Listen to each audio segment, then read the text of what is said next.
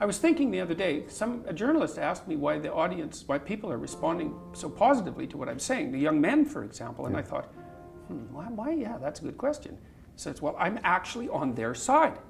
I'm really happy that they're not wasting their lives. I'm really sad to see that people are disenchanted and nihilistic and depressed and anxious and aimless and perverse and vengeful and all of those things. It's terrible. And then to see people question whether that's necessary and then to start to rise out of it.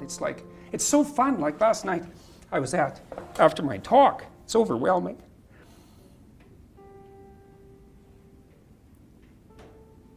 I don't usually think about these things, but I was after my talk last night, and so all these people line up, and they have their 15 seconds with me, and they're kind of tentative. They're excited and attentive when they come up to talk to me, and then they have 15 seconds of time to tell me something. I'm really listening to them, and they're hesitant about whether or not to share the good news about their life, and I think it's often because when people share good news about their life, people don't necessarily respond positively.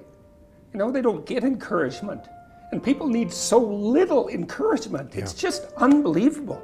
And so they'll tell me something good, and I think, that's so good. Somebody says, I'm getting along way better with my father. I hadn't seen him for 10 years, and now we get along. It's like, God, great. Yeah. And the power of that, you can't overstate the power of that for individuals to get their life together. The individual is an unbelievably powerful force, and every single person who gets their act together a little bit has the capacity to spread that around them. It's a chain reaction, and so it's a lovely thing to see. And that's fantastic.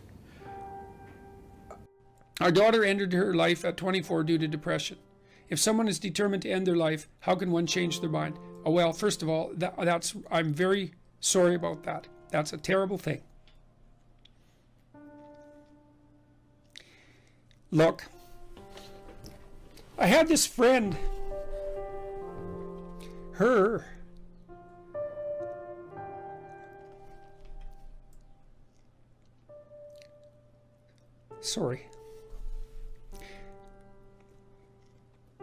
there's been a lot of depression in our family, so it's a question that cuts close to the bone.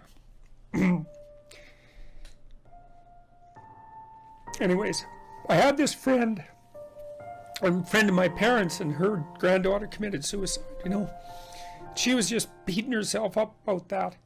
What could have I done? What could have I done differently? This is the problem with suicide. It leaves everybody behind thinking, oh my God, what could have I done? I could have treated the person better. I could have listened. I could have been there. It's like, and she was just beating herself up about this, really feeling that she wasn't a useful person, that she'd failed as a grandmother. She's a really good person, And so I went for a walk with her, and I said, and she's married, and she likes her husband, and he's a really good guy. And I said, look, you're blaming yourself for your granddaughter's suicide. It's like, are you blaming your husband?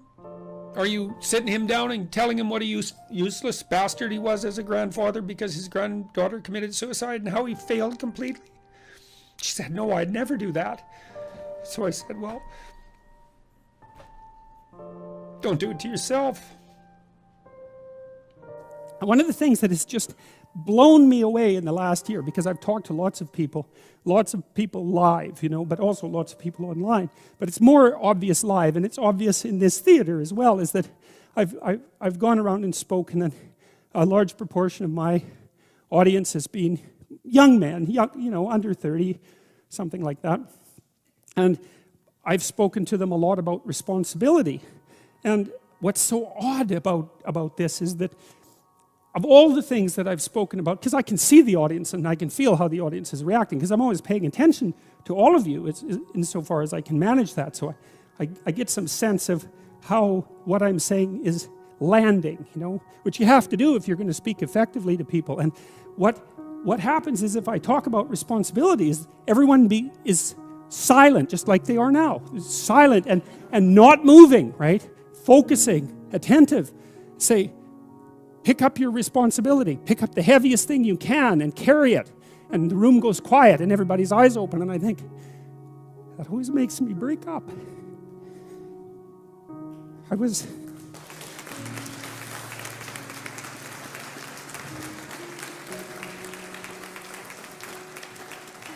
I don't know why. I was speaking to an English journalist today who was going to write an article in Spectator magazine, and I was talking about this, and at the same point in the discussion, I had the same emotional reaction. I don't really understand it.